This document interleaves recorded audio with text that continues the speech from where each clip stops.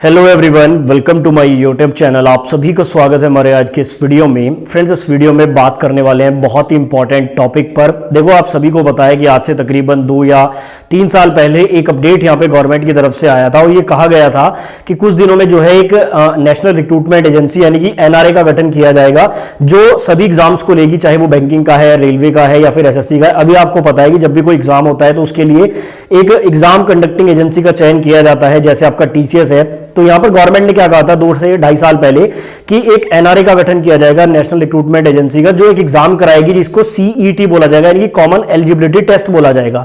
अब ये जो सीईटी है ये क्या करेगा कि जैसे आप चाहे बैंकिंग के लिए तैयारी कर रहे हैं, चाहे एसएससी के लिए तैयारी कर रहे हैं, चाहे रेलवे के लिए तैयारी कर रहे हैं, आपसे एक एग्जाम ले लिया जाएगा सीईटी के रूप में, ठीक है। उसके मार्क्स आपको दे दिए जाएंगे। उसके बाद अगर बैंकिंग की कोई वैकेंसी आती है या रेलवे की कोई वैकेंसी आती है तो जब आप उसमें अप्लाई करते हैं और उसका जो सीबीटी 2 है सिर्फ आपको वही डायरेक्ट देना होगा, सीबीटी 1 आपका स्किप हो जाएगा।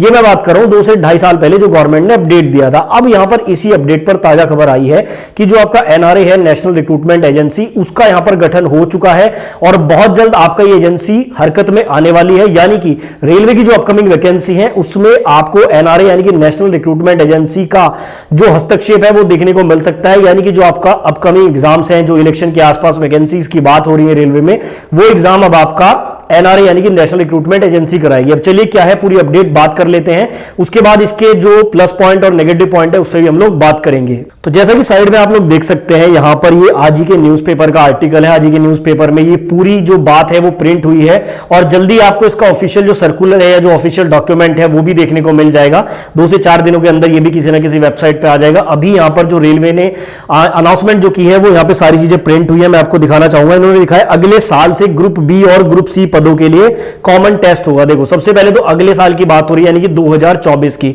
और आपको पता है कि 2024 में ही रेलवे की जो वैकेंसीज है वो आने वाली है, यानी कि रेलवे की वैकेंसीज में कवर होंगी। अब यहां पे इन्होंने कहा ग्रुप बी और ग्रुप सी के लिए, तो देखो ग्रुप बी को भी अगर हम छोड़ दें, ग्रुप सी की अगर बात करें तो रेलवे की सारी वैकेंसी अब ग्रुप सी में ही है। जो ग्रुप डी की वैकेंसी थी वो भी अब ग्रुप सी में आ चुकी है। उसके अलावा एएलपी, टेक्नीशियन, आरपीएफ या फिर आपके ट्रेन मैनेजर हैं, ये सारे आपके ग्रुप सी में आते हैं। यानी कि यहां से ये बात तो क्लियर है कि रेलवे और जो ग्रुप सी की वैकेंसी है वो सारी इसमें इंक्लूड रहने वाली है। अब थोड़ा सा इसको एक बार पढ़ लेते हैं, उसके बाद हम लोग बात करेंगे। देखो, इन्होंने कहा है कि नेशनल रिक्रूटमेंट एजेंसी एनआरए अगले साल से केंद्र के ग्रुप बी और ग्रुप सी के पदों के लिए कॉमन एलिजिबिलिटी टेस्ट से भर्ती परीक्षा शुरू करेगा। यानी कि 2024 से ये अपना काम शुरू करेगा। शुरुआत मई जून में स्नातक स्तर के कॉमन एलिजिबिलिटी टेस्ट से हो सकती है, यानी कि मई जून। देखो, अप्रैल में अगर इलेक्शन होते हैं, अगर दिसंबर में नहीं होते हैं, अप्रैल में अगर इलेक्शन होते हैं तो उसके बाद ही आपका रेलवे के एग्जाम्स होने की पॉसिबिलिटी है। वैकेंसी अगर इलेक्शन से पहले आती है तो एग्जाम इलेक्शन के बाद होगा। तो मई जून में ही रेलवे का एग्जाम पड़ रहा है, तो यानी कि सीधा सीधा ये रिलेट हो रही है चीजें रेलवे से। तो इन्होंने कहा कि स्नातक स्तर यानी कि जो ग्रेजुएशन लेवल की जो भी वैकेंसी आएगी रेलवे एसएससी बैंकिंग में, वो सारी एनआरए कराएगा। अब रेलवे की यहाँ पे जैसे ट्रेन मैनेजर है उसमें ग्रेजुएशन मांगते हैं, तो वो वाली वैकेंसी इसके अंदर आ सकती है। आगे बात करते हैं, ये परीक्षाएं देश के 117 जिलों के 1000 से अधिक परीक्षा केंद्रों में होगी। इनमें सभी जिला मुख्यालय कवर होंगे। सीईटी स्कोर के आधार पर केंद्र, राज्य सरकारें, सार्वजनिक उद्यम और निजी क्षेत्र भी भर्तियां कर सकेंगी। यानी कि अगर आप एक बार सीईटी दे देते हैं तो वो सीईटी आपका प्राइवेट सेक्टर में भी काम करेगा, गवर्नमेंट में भी काम करेगा। सीईटी स्कोर 3 साल के लिए वैध होगा। ये इंपॉर्टेंट पॉइंट है। जब आप सीईटी दे दोगे, मान लो आपने सीईटी दे दिया, उसका जो स्कोर है वो आपका 3 साल तक के लिए वैलिड रहेगा। अब 3 साल तक कोई भी अगर वैकेंसी आती है और उसके लिए अगर आप एलिजिबल होते हैं तो उसका सिर्फ आपको सीबीटी 2 देना होगा। अब यहां पे आपका एक डाउट बन सकता है, तो ग्रुप डी में तो सीबीटी 1 ही होता है, लेकिन मैं आपको बता दूं इस बार ग्रुप डी में भी 2 एग्जाम होने लगभग तय है और ग्रुप सी में ग्रुप डी आ चुका है, तो ये चीजें और भी कंफर्म हो चुकी हैं। तो ग्रुप डी में भी इस बार 2 ही एग्जाम होंगे, तो वो भी इसी के अंडर में आ सकता है, ठीक है। हालांकि अभी स्नातक की बात हो रही है, लेकिन धीरे धीरे 10th 12th को भी इसमें इंक्लूड करेंगे। हर साल 2 बार परीक्षाएं होंगी, ये भी बड़ी खबर है। 2 बार आपका एग्जाम लेंगे। जैसे अभी आपका जो है यूपी पैट का एग्जाम होता है, एक पैट का, वो भी साल में आई थिंक 2 बार होता है। तो इस तरह से आपका ये एग्जाम हुआ करेगा साल में 2 बार। अगर आप क्वालिफाई कर लेते हैं 3 साल के लिए, आप सिर्फ कोई भी अगर फॉर्म भरते हैं तो उसका डायरेक्ट सीबीटी 2 आपको एग्जाम देना होगा।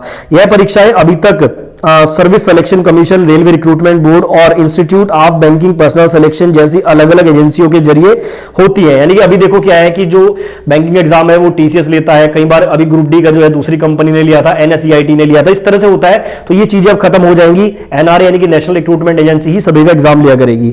आगे बोला गया है एनआरए के सूत्रों के मुताबिक सीईटी के syllabus, exam scheme, fees normalisation के बारे में विशेषज्ञ परामर्श कमेटी की रिपोर्ट तैयार हो चुकी है। एनआईसी की ओर से एनआरए की परीक्षाओं के लिए डिजिटल प्लेटफॉर्म के परीक्षण का काम भी अंतिम चरण में है।